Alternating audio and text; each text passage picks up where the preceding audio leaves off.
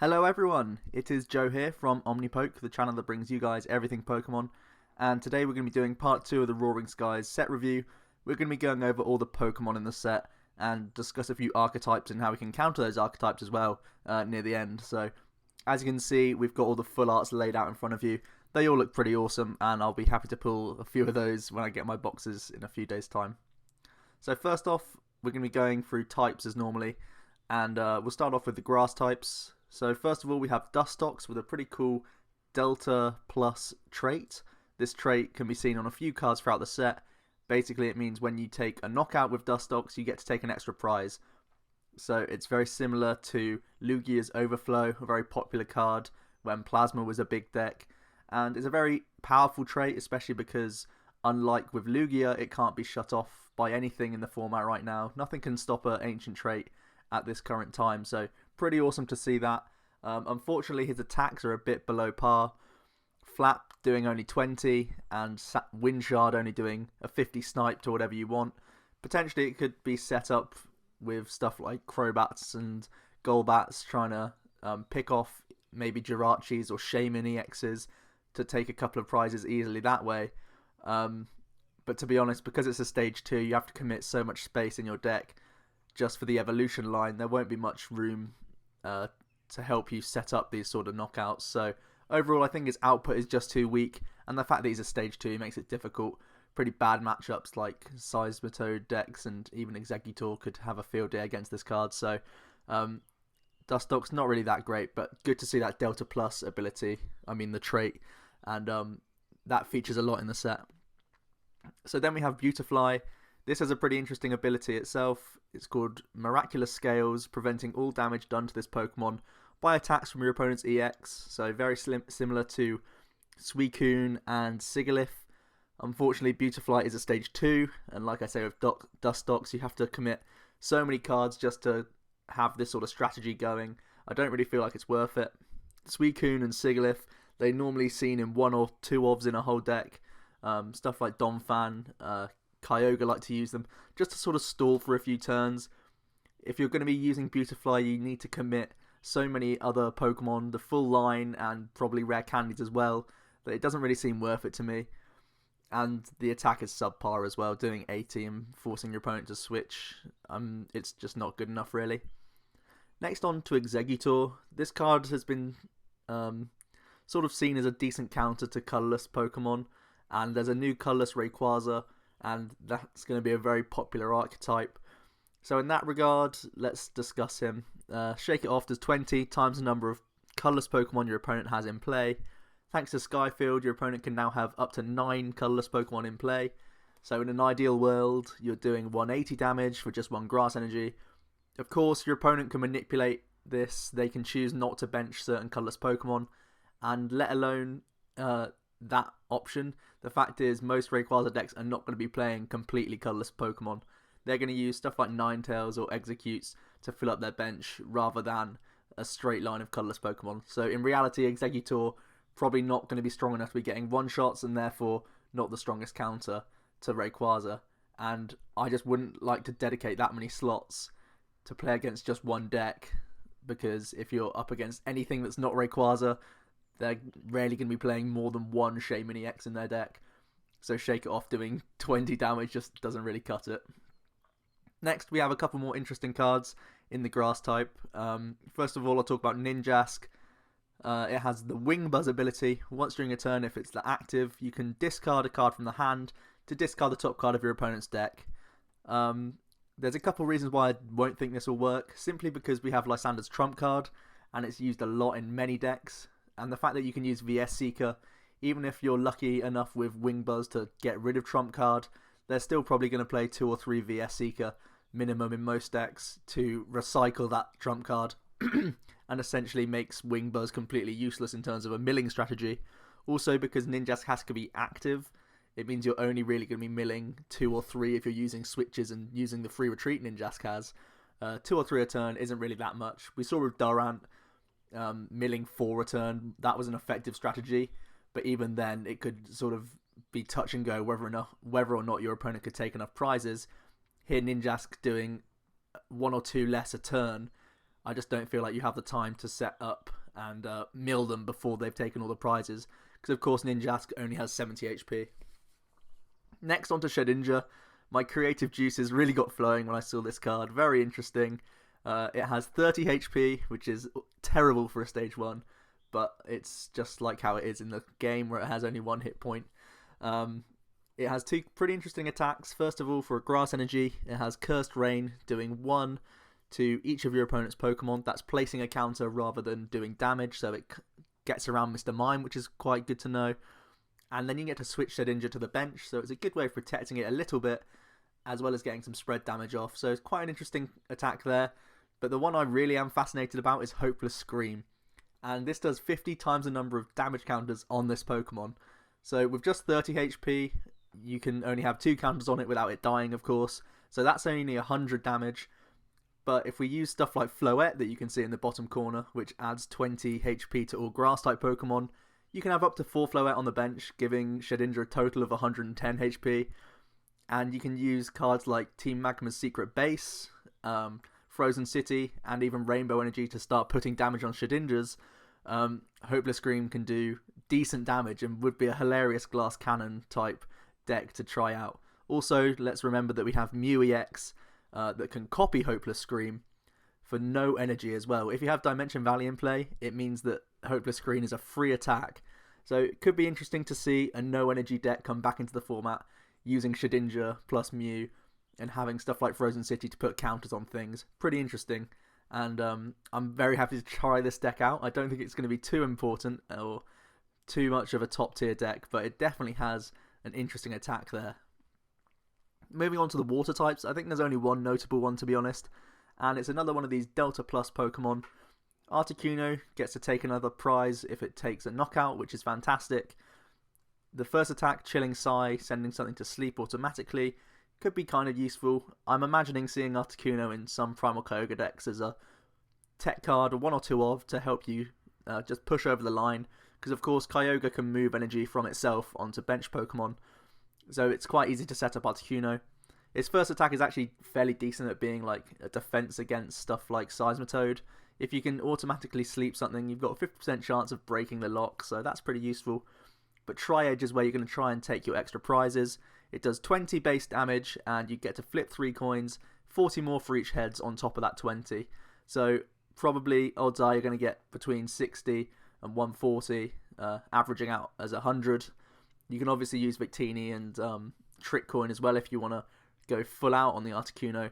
But I can imagine seeing this card be thrown in with Primal Kyogre, especially because Tidal Storm does 150 and then snipes all benched EXs. It makes Articuno's maths look a bit nicer for clearing up KOs on EXs. So I can definitely see this seeing some play in Primal Kyogre decks. Next up onto Lightning types, and we have the first EX of the set that I can show off.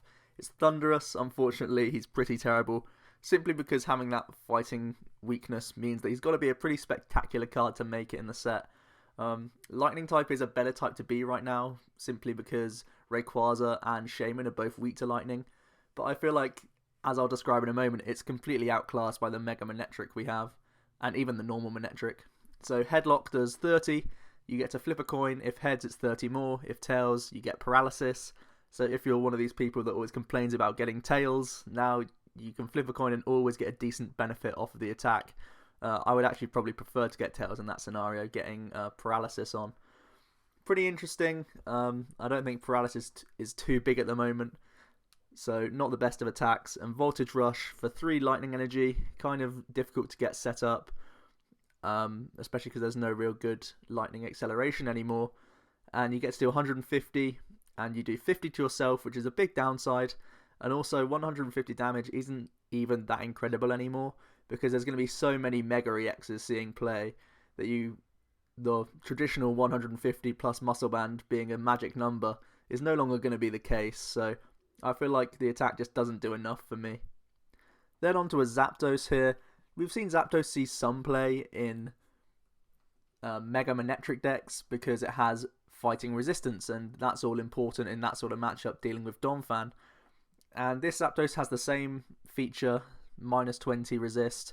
Unfortunately, I don't think he's as good as the other Zapdos we have as a Donphan counter. It's just good to see that it has some early energy attacks like Drill Peck, so you can start pressuring stuff like Robo Subs with a Muscle Band. And then you have Raging Thunder doing 120 and 40 to 1 of your own bench. This can of course be taken out by Mr. Mime. Just cancel that effect out, so it's not too bad. Also, it could be a hilarious way of getting damage onto Shedinjas like I talked about earlier. If you have a Floette and a Shedinja, you can snipe that 30 onto your Shedinja and actually hit 200 the following turn. I don't think that's the best way of doing the Shedinja combo, but it's just something I like to see. Overall, I think the current Zapdos we have is better in terms of being a Donphan counter, but potentially this guy could see a few slots in Manectric builds because he can help out hitting good numbers on EXs and Megas, whereas Mega Manectric only hits 110.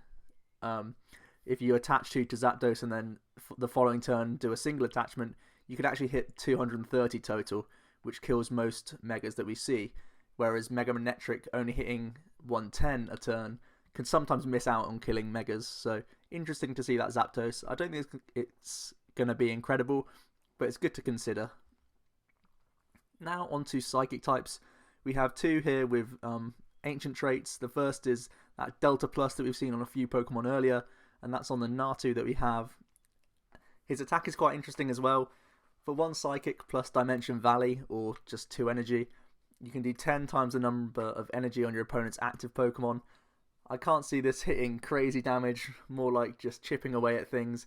It could see a slot or 2 in Wobbuffet bats lists, because a lot of the time they're going to be setting up KOs all over the board, and then you can just drop a Natu out of nowhere, attach an energy, and swing with Psywave to get an extra prize knockout.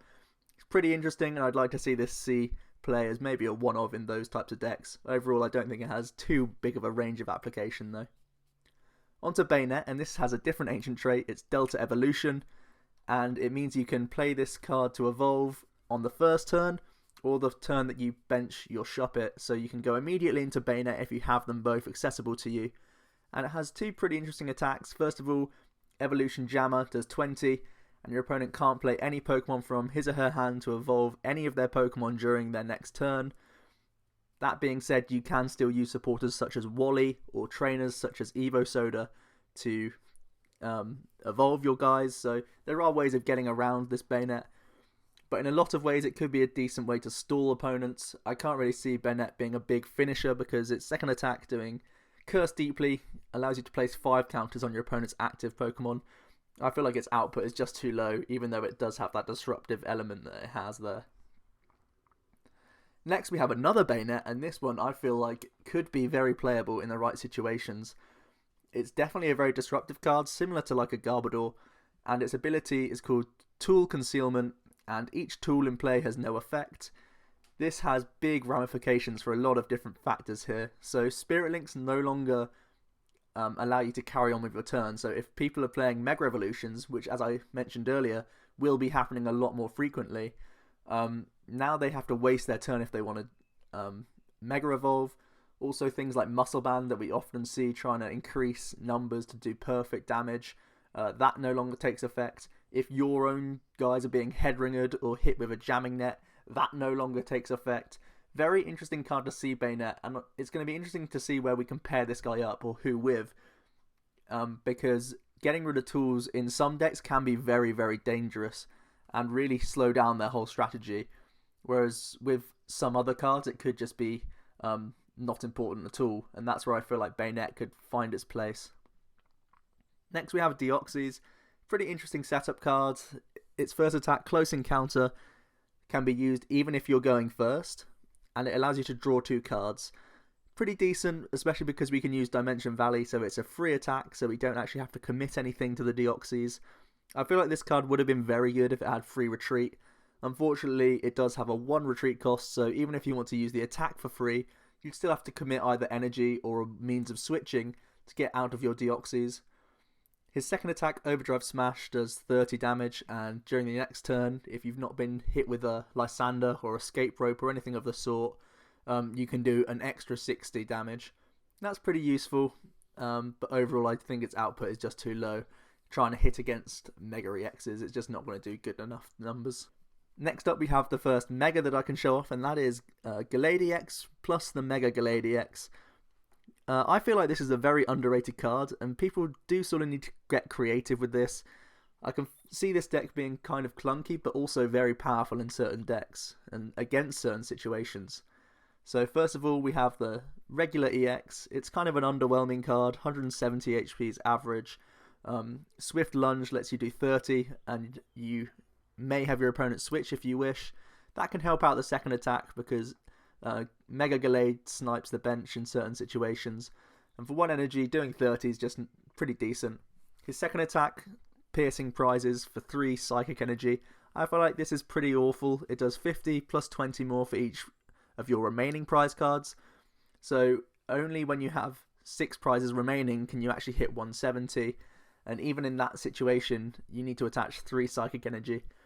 I just don't think it's very efficient damage, and especially once you've taken 1 or 2 prizes, it just gets weaker and weaker. I don't like that attack at all. However, if you're going to be using the normal Gallade, it's all about using the Mega here. It has a buff of 50 HP, so it goes up to 220, and Unwavering Blade does 110 damage, and 30 to each of your opponent's bench Pokemon that has any damage counters on it already. So if you're up against something with Skyfield, we now see this is a big card, and a lot of different decks are going to be taking advantage of Skyfield because it is very powerful. You can actually do a total of 350 damage with the original 110 plus the 30 to everything on the bench. That's pretty incredible, and using that in combination with something like Dust Noir's Sinister Hand, you can pretty much have the game in 2 turns of using Unwavering Blade. That's pretty spectacular. Now, how do we get damage on all of our Pokemon? Or all of your opponents, I should say. Well, we have a couple of ways that I've demonstrated on the right here. There's Spinder, that for 1 energy allows you to put 10 on everything. Forretress has an ability that allows you to put 1 counter on everything. Golbat doing Sneaky Bite. We've already seen Crobat and Golbat lines in a lot of successful decks at the moment. But not only does he have the ability, he also has the Swoop Across attack, which can also do 10 to everything. I feel like Golbat's probably the best way to go because it's a Psychic type already and it has free retreat. So you can use Dimension Valley to do a free attack for Swoop Across while you're setting up Gallade and Mega Gallade. As well as this, you have the additional Sneaky Bite doing some counters elsewhere, even if they do play Mr. Mime. Overall, I feel like it could be a pretty clunky deck if you're trying to throw in Dusknoir as well, but the damage is very tempting for me to test out. I also like the attack cost of Unwavering Blade. Because we have Dimension Valley, it means that it's only 2 Psychic Energy, and we also have Mega Turbo to help us set up Gallades consistently. So I feel like it is a pretty underrated card. The sort of deck you're going to have to build is, like I say, kind of clunky, but I feel like it does still have potential.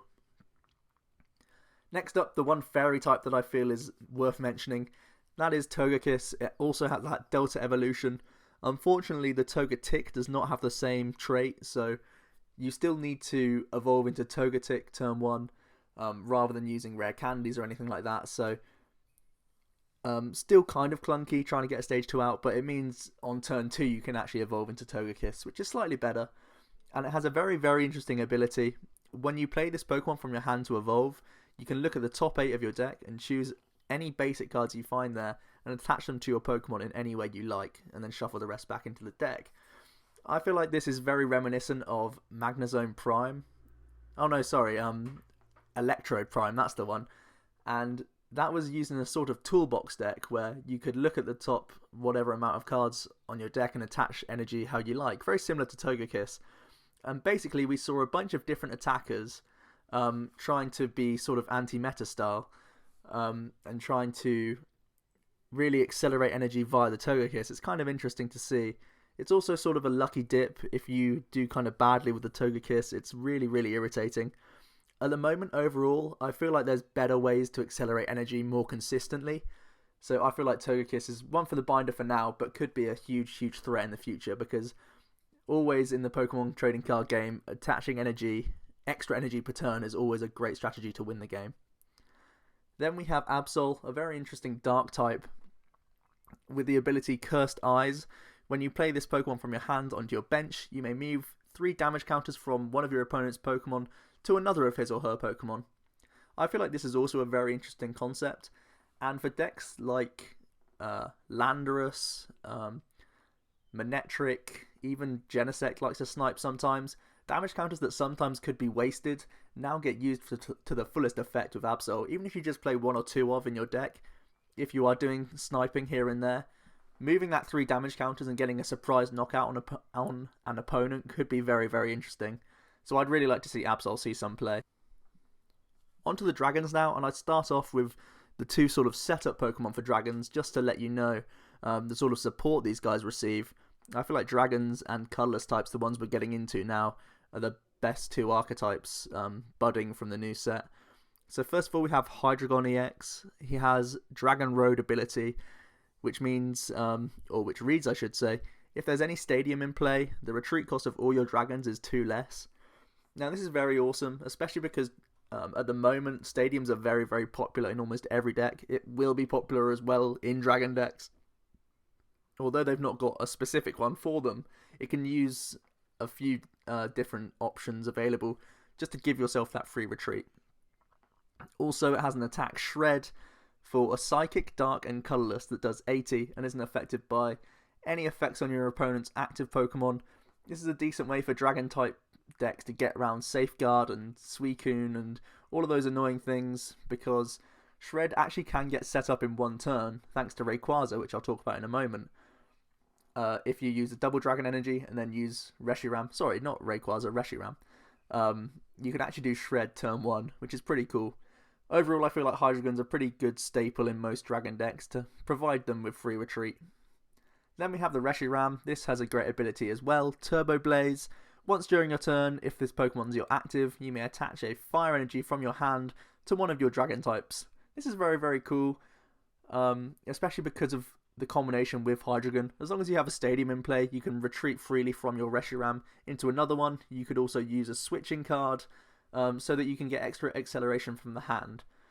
Pretty cool, and overall I feel like this is pretty strong at accelerating dragon types, which is definitely needed because I'll talk about the Rayquaza in a moment. The big downside to this sort of deck is that Silent Lab pretty much destroys it. You probably need to play a high count of whatever stadium you are playing just to bounce those whenever possible. Also, Garbodor and Wobbuffet, very, very difficult to get around for these dragon type decks. So the first couple of dragons I'll chat about in terms of attackers are the Dragonites. First of all, the Dragonite on the left is the Delta Plus Pokemon, so it takes an extra prize every time. And first of all, it has Wrapped in the Wind for just a lightning energy, allowing you to attach 2 basics from the hand to this Pokemon. Helps it get set up a little bit, especially because we have, like I say, Reshiram and Double Dragon. His second attack, Heavy Impact, does 150 damage. With a Muscle Band or a Silver Bangle, we can probably kill most EXs as long as they've not Mega Evolved. But to be honest, I feel like it's too much putting your eggs into one basket, especially because it only has 160 HP. This guy can get knocked out and then your whole strategy sort of falls down. So overall, I'm not ecstatic about Dragonite, but he is pretty much the strongest Delta Plus Pokemon that we have in terms of output. So if you definitely want to try out the new Delta Plus, Dragonite would probably be the one I'd go for. Next, we have a completely different Dragonite, and it has the ability Max Wind. When you play this Pokemon from your hand to evolve one of your Pokemon, you may heal all damage from one of your Pokemon. Now, I feel like this has some niche uses. We've already seen a very creative and crazy deck a few weeks ago that did well at States. It was based around Primal Groudon and used Dust Noirs to move damage onto or off of your Groudon, so it never died because it would always have a Focus Sash on it. Now I feel like that sort of strategy gets ever better with having a few Dragonite on board. You can use Max Wind on your Groudon 1 or 2 times and use Gaia Volcano 3 times to essentially win you the game. That's the strategy that Groudon deck will go for. And I feel like it's much less clunky than the Dust Noir build because you immediately get those max potions, so you have more space in the deck to up the consistency of that sort of deck. So it's going to be an interesting one to try out. I feel like that's the only application I can see Dragonite being used for at the moment, but max potioning things is a very good strategy overall. Next we have another pair of EXs, Latios and Mega Latios. First attack from the normal EX is Fast Raid. This is again, just like the Deoxys, can hit turn 1, and it's a decent chunk of 40 damage. It's not going to be killing a lot of things, only here and there you'll be getting knockouts, But it's decent just to use these Pokemon as punching bags on the first turn, or on the second if you do go second. It's just good to get some extra damage on the board early on. His second attack is not worth talking about at all. And then we have the Mega, 220 HP, is pretty average for Megas at the moment. And has that Sonic Ace attack. You get to discard, you have to discard 2 energy attached to Mega Latios, but you're allowed to do 120 damage to one of your opponent's Pokemon. This is fantastic for being a big Shaman killer. That's the real reason I can see this card seeing any play at all. If Shaman becomes overly popular, also we see that Jirachi's in one or two of in most decks at the moment, or definitely one of in most, unless they're playing Garbodor. So being able to snipe these and take 2 prizes really cheaply is pretty useful, especially because Sonic Ace can be set up with 1 Reshiram and then a double Dragon Energy. You can pretty much get Latioses out of anywhere, as long as you can search them consistently. The Fairy weakness is kind of annoying, because Florges is around and pretty cheap attacker as well, and because of Skyfield that deck does improve a little bit, but overall there's worse weaknesses to have, so I quite like Mega Latios, and if you're a fan of this card, try him out. Next up we have Rayquaza and Mega Rayquaza. I feel like this is the best way we can take advantage of Reshirams and Hydreigons, because I'm going to skip straight to the Mega EX's attack because it is 300 damage. That's insane. Kills everything, even Wailord, even Crystal Walled Black Kyrams. That's pretty crazy, and it has a huge attack cost of 5 energy. 3 of them can be fire, so we can spam Reshiram to try and set him up as quickly as possible. Also, like I say, Double Dragon can contribute to that cost. Also, you have to discard 2 energy attached to him. He really is a powerhouse, and it needs a consistent way of keeping energy on board. Could even see Mega Rayquaza be paired up with something like Emboar. A lot of those energies could be treated as fire, so it's going to be interesting to see how Mega Rayquaza EX does get played, because that output is just incredible. The only issue is how consistently you can carry on getting Mega Rayquazas after the first one gets knocked out. I will quickly chat about the regular EX. Dragon Claw for just a DCE doing 30 is pretty average. Dragon Strike again, it's an ugly attack cost, and it only does 130. Nothing too great there, but I would still play this one over the colourless Rayquaza if you're going to use that Mega, because you have the ability to set it up on the bench before you've Mega Evolved with stuff like Reshiram. So although its attacks are probably weaker than the other Rayquaza we have in the set, it's being a dragon, it gets the benefits of Reshiram and Hydreigon and all of that stuff. On to colourless Pokemon now, and firstly I'm going to be talking about Swellow. It's another Delta Plus Pokemon, so it can take an extra prize here or there. Overall, once again, the output is pretty low. Peck for 30 and Wing Attack for 50. Although they are DCE and colourless compatible, meaning he's pretty splashable as an attacker, I just don't see that output being strong enough to be useful. And then we have Altaria, a definitely useful card. Delta Evolution, so you can evolve from Swablu turn 1. This is fantastic because it means you can use its ability as quickly as turn 1, because Clear Humming allows each of your colourless Pokemon to lose their weakness, which is absolutely brilliant. Rayquaza really needs to have Altaria on the bench if you're up against Manectric builds or any other lightning type attacker, Raichu as well. Otherwise they're just going to get run over by these lightning types. Altaria really is a great defensive card to have in the Rayquaza deck to give yourself a chance against those otherwise very bad matchups. So here is the Mega Rayquaza and the normal Rayquaza. I've spoken about these a lot without actually showing them off yet, but this really is a powerhouse in the format, and it probably will be a pretty strong deck. It's not going to be breaking the format anytime soon because there's decent ways to counter this card, but it's definitely got some inherent strength. First of all, let's talk about the normal Rayquaza. For 1 energy, you can do 10 damage and 50 more if it's an EX. This is pretty good early output, especially on EXs, for just a colourless energy. And also Dragon Pulse for 3 colourless energy does 100, and you're forced to discard the top 3 cards of your deck. Not very helpful. Overall, I feel like the Mega is the only reason why you'd be playing Rayquaza. I'll talk about the weakness as well. Pretty bad, but we've seen the Altaria come into play. So if you are going to be using lightning types, you probably want to have Garbodor in there as well, so that you can actually reap the benefits of the weakness.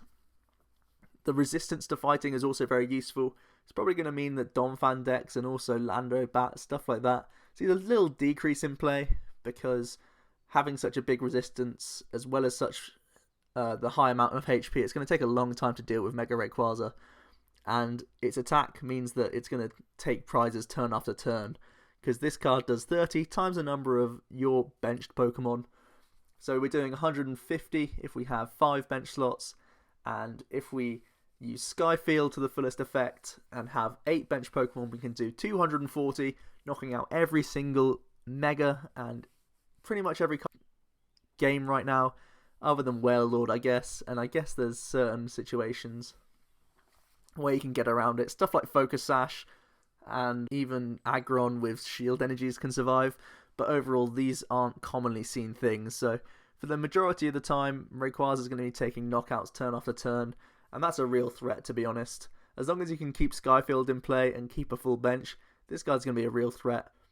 Especially because Emerald Break is completely colourless as well. You can use DCEs, you can use Mega Turbo to set it up in one turn. Also, Mega Rayquaza EX is relatively splashable as a decent attacker indeed. And here is my favourite card in the set, Shaymin EX. It has the ability set up. When you play this Pokemon from the hand onto the bench, you may draw cards until you have 6 in your hand. This is very reminiscent of Uxie that you can see in the corner there, chilling and being all swag. I think you guys all enjoyed the Colress that I showed off, the Thug Life Colress from earlier, so I thought I'd do it in this video as well. Uxie was just such a good card back in the day. It was absolutely fantastic, and I feel like Shaymin is going to be a card that you either play in your deck to help you draw throughout the game, or you're going to counter it in some way. It's that strong that you need to do one of those two things to deal with Shaymin now.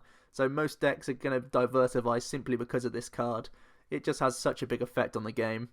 It means that we can play supporters more commonly that don't draw cards. Things like AZ, Cassius, Skylar. These cards that have sort of seen play in 1 or 2 copies can now be used a bit more frequently or in higher amounts because of Shaymin's ability to help us draw cards without supporters. Also, it has notable attack as well. Sky Return allows you to do 30 damage and return it to the hand. This is pretty helpful, especially because Shaymin would otherwise have a real target on its head throughout the whole game for either snipers like Latios or just being Lysandered up and killed. We often see the downside of Jirachi either starting with it or being Lysander killed late game for the last 2 prizes. Shaymin with its attack Sky Return, if you have the luxury in the game at any time, by attaching a DCE you can return the Shaymin to the hand, recovering energy and also helping you set up later on in the game. Maybe if you're going to be end, you can use a Sky Return to put it into the hand and give yourself more outs. So now I'm going to talk about Mega Rayquaza and Shaymin. This is definitely going to be a strong archetype in the set, but a lot of people have been saying it's overpowered. I'm going to discuss a few things that can help counter Shaymin specifically, and in turn try and deal with Mega Rayquaza. So, first of all, we have Silent Lab. This shuts off Shaymin, which pretty much shuts off the draw support of the whole deck, to stop it getting crazy turn 1 or turn 2 attacks. Silent Lab can really disrupt them. Of course, your opponent can knock it off with their own Skyfield, or any other stadium for that matter. So potentially you could use Ninetales in the top right corner there that has Barrier Shrine to lock it in play. Also, Ninetales could be disruptive in a completely different sense, that you don't play any stadiums at all, and then just use Ninetales to make it so that no one can put stadiums into play. Other than that, we have Wobbuffet and Garbodor. Both of these are able to shut down Shaymin's ability as well. Now that we have Wally also, it means we can get Garbotoxin off turn 1, stopping abilities for the whole game pretty much. So these could be disruptive again, trying to stop the draw engine. Like I mentioned when I went over Mega Latios, he can actually benefit from taking 2 cheap prizes on these Shaymins very easily. I can see this Latios being like a 2 of in certain Dragon decks, just to try and take these cheeky prizes on Shaymins. Also, we have Seismitoad EX. Although it's not really a direct counter, it's definitely going to be popular at dealing with Rayquaza, because if you're using Quaking Punch, they can't use cards like Mega Turbo, they can't use their Spirit Links maybe after the first turn. It also means that Shaman will be much less effective, because most of the time your opponent's going to be using cards like Ultra Ball to lower their hand size, and if they're not allowed to use their trainers, they pretty much can't dump their hand down so that Shaman has a good effect. I feel like Seismitoad Garbodor's an archetype that we've seen relatively successfully. That's probably going to come back into the forefront of the format, thanks to being so good at countering Rayquaza and Shaman. Then, of course, we have good old-fashioned lightning types trying to deal with both Shaman and Rayquaza. Manetric's probably the best case scenario, because Turbo Bolt does 110, which is perfect maths dealing with the Rayquaza. Also, the non-Mega can do 120 if they have a tool on board. And Manetric Garbodor could be a thing. We've seen that a few times. Sometimes we see Manetric paired with Seismitoad to help the Yveltal matchup. Now that deck has an extra good matchup in dealing with Rayquaza. There's also Raichu as well. Circle Circuit gets much better, and it's also a lightning type dealing with Rayquaza. We see Raichu in a few decks. Things like Flareon like to tech him here and there. But now that we have Skyfield, Circle Circuit's probably strong enough to be its own archetype, and it's going to be a deck I discuss in the future. So I hope you enjoyed, and I hope you followed all of those sorts of counters to the deck. I know that Rayquaza is still going to be strong, but if you personally feel like it's going to be crazy strong in the next Nationals or anything like that, maybe test out one of these ideas to try and counter that card. So overall, thank you very much for watching. I hope you enjoyed everything I had to say about the set, and if I missed anything or any cards that you thought should have been in this list, do let me know down below, and I will see you guys next time. I have been Joe from OmniPoke.